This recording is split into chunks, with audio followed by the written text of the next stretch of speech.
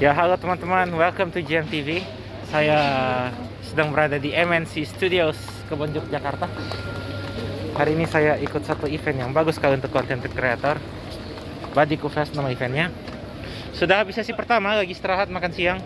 Sekarang kalau ada yang sholat Jumat ya sudah orang ikut. Nah, event ini menarik sekali buat saya, makanya saya pengen sekali ikut kan. Dan tadi sesi yang seru sekali membahas new era untuk content creator. Kalau saya lihat ada streamingnya di YouTube, jadi kalau kalian tidak kesini, kalian bisa lihat rekamannya lagi. Mudah-mudahan mereka save ya. Nah, saya ingin menunjukkan pada kalian suasana eventnya. Ini tower 1, tower utama, dimana acara-acara hiburannya MNC Media diproduksi di sini. Mau tahu lebih lanjut, nonton terus, tapi jangan lupa seperti biasa subscribe GMTV, like the videos and share to your friends. Oke, here we go.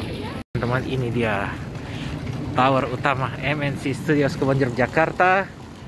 Itu orang lagi makan siang semua. Bagus ya, air macam ini, macam air terjun ya. Estetik sekali. Nah, ini gedung tuanya RCTI ini. Sekarang untuk studio berpacara dahsyat apa segala macam. Ini gedung tuanya dari tahun 89 itu.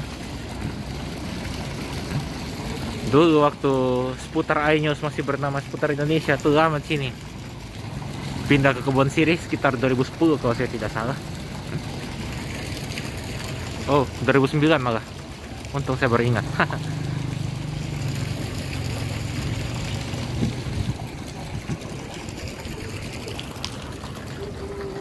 Ya, ini ada set pasar.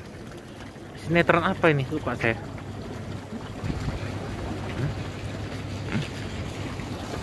Nah, ini menara transmisinya MNC Group, ada 2. Nah, yang ini sebelah, ini punya MTech nih. Dekat sekali ya. Nah, kalau kalian penasaran, nanti baru saya coba videokannya. Tapi saya tidak ke studio, saya akan ke conference hall karena Badiku Fest berlangsung di sana. Nah, mau tahu seperti apa Badiku, nanti baru saya cerita di bagian lain. Nah, ini staff-staff MNC ada pergi sholat Jumat ya. Anak-anak SMA ada, anak mahasiswa, masyarakat umum kayak saya kayaknya ada juga.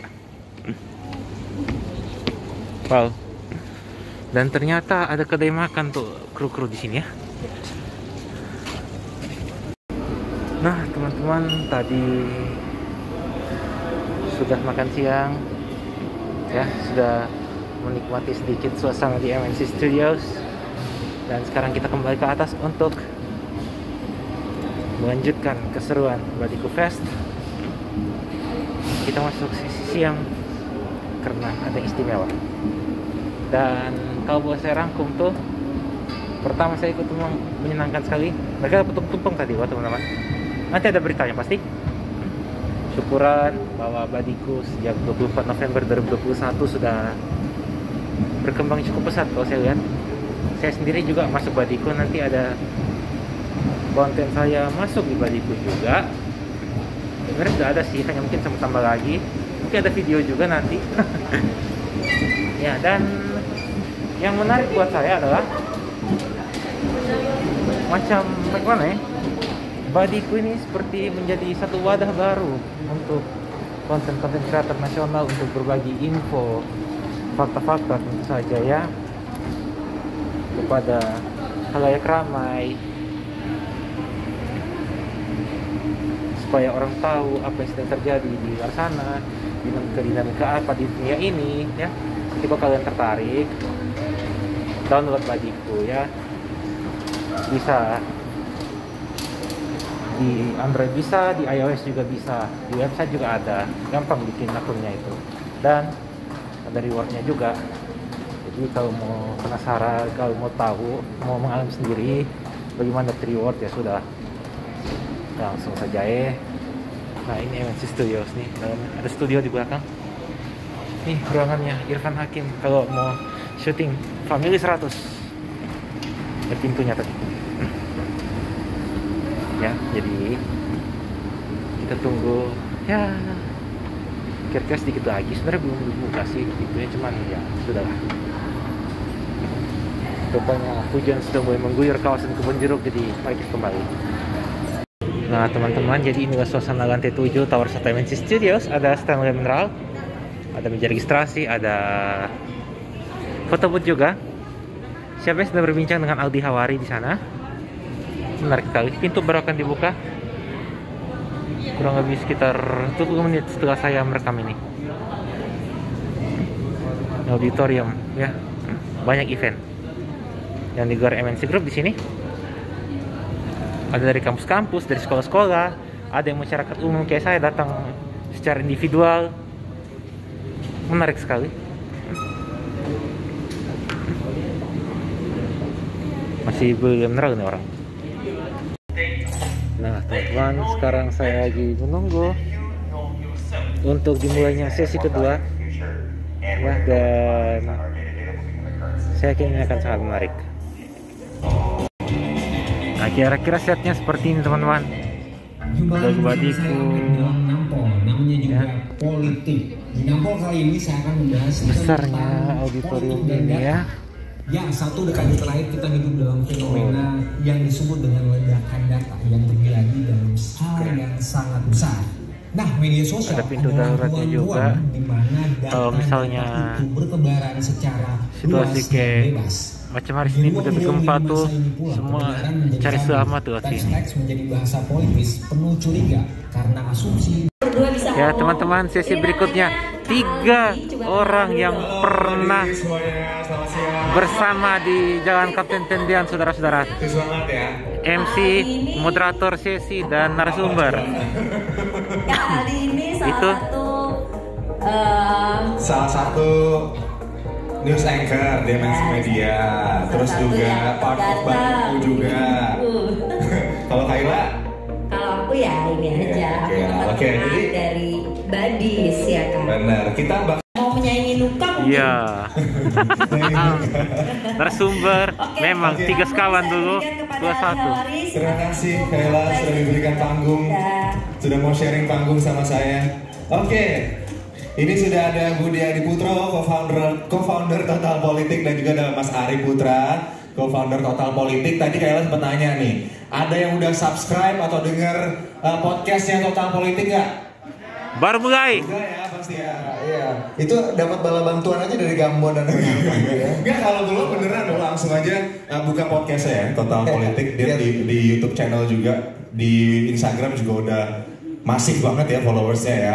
Juga konten-kontennya ya kan, seperti misalnya pemilu 2024 nanti, kemudian kebijakan-kebijakan publik lain yang dibuat oleh pemerintah begitu. Itu gimana kalian menerjemahkannya ke dalam sebuah konten? Nah, menurut gue satu hal yang membuat akhirnya gue sama Ari berpikir bahwa Kenapa bawa? iya, butuh bantuan bos. Membuat konten atau Pertama Agus Bagio selaku Komisaris Telkomsel dan juga Tokoh Digital Indonesia yang akan juga berbarengan dengan Mas Prabowo Revolusi yang merupakan Direktur Pemerintahan MNC. Silakan bersama Mas Prabowo.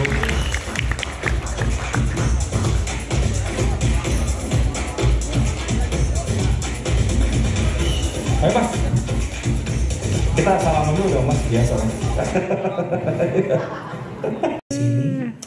Jadi kalau cerita tentang G20 ya, awalnya Juli tahun lalu saya lagi di Amerika. Saya waktu itu 2 bulan berapa di Amerika gitu. Berusaha ini aja stay away dari Republik. Healing.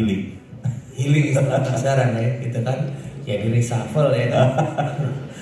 Ya kan, di reshuffle kita nikmati. Kita selalu menikmati segala sesuatu yang terjadi sama dari kita. Ya, artinya begini enjoy ya, lu selama itu kan ada di samping gue ya. Gue begitu apa namanya, selalu bersyukur dengan apa yang terjadi, nggak pernah ngeluh sama sekali, gue nggak pernah komplain gitu. Dan pada saat lagi liburan di Amerika, saya ditelepon sama Bu Retno. Mas, kamu di mana? Saya di Amerika, Mbak. Oh, dicariin Bapak. Oh, kamu Bapak lagi nih.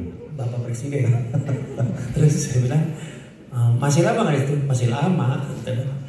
Kalau Pak Hate mungkin ditelepon gitu langsung pulang besok paginya. Kalau saya enggak, masih 2-3 minggu lagi, gue bilang gitu. Ini logo G20 belum, Bapak belum happy gini-gini. Oh, bisa Zoom kita. Ya udah, kita set up tim segala macam. Memang waktu itu masih beberapa minggu saya di sana gitu. Kalau gitu nanti Mas Prabu nyusul, silakan Kak Ila ini dengan Mas Aiman dan juga Mas Pange dulu. Halo Mas Aiman, Mas Pange, apa kabar? Sehat ya? Sehat, alhamdulillah. Tadi kita dari pagi ini udah ngomongin macem-macem. Yang pertama itu tentang konten kreator. Kemudian juga tadi ada total politik, ngomongin gimana sih membawa politik ini ke Gen Z gitu. Kita juga tadi ngomongin Mas Tama juga sudah berbicara panjang lebar mengenai digital era.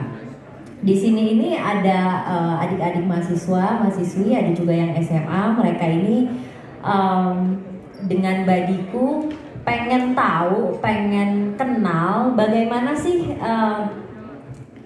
jadi konten kreator itu. Bagaimana kita harus menempatkan diri di era digital yang mungkin kelihatannya batasan-batasannya itu susah begitu ya. Apalagi yang kita bawa itu adalah cerita-cerita sebenarnya sederhana, tapi pelaksanaannya nggak gampang. Kebetulan gue suka nge-gym. Oke. Ini kalau jurnalisme dengan gym. Kalau Tommy suka lari, ya kan? Iya. Nah, beda tuh, kardio sama aerobik sama anaerobik. Tapi kita aerobik juga kadang-kadang. Cuma kalau dengan aerobik kempes nanti kayak Tommy.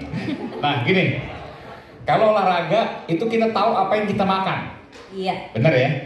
Jadi kita tahu nih, gak usah ngitung kalorinya deh. Kita ngitung misalnya apa dan lain sebagainya tuh. Misalnya jenisnya. Sektor pertama yang terkena dampak revolusi internet itu kan adalah sektor media. Barrier to entry kepada pembuatan konten, informasi, berita, video, dan lain sebagainya yang tadinya hanya bisa dilakukan oleh orang-orang yang memiliki infrastruktur media, tiba-tiba semua orang bisa melakukannya. Jadi supply-nya tambah banyak, demand-nya nggak selalu mengikuti. Sehingga semua orang bisa jadi the so-called content creators.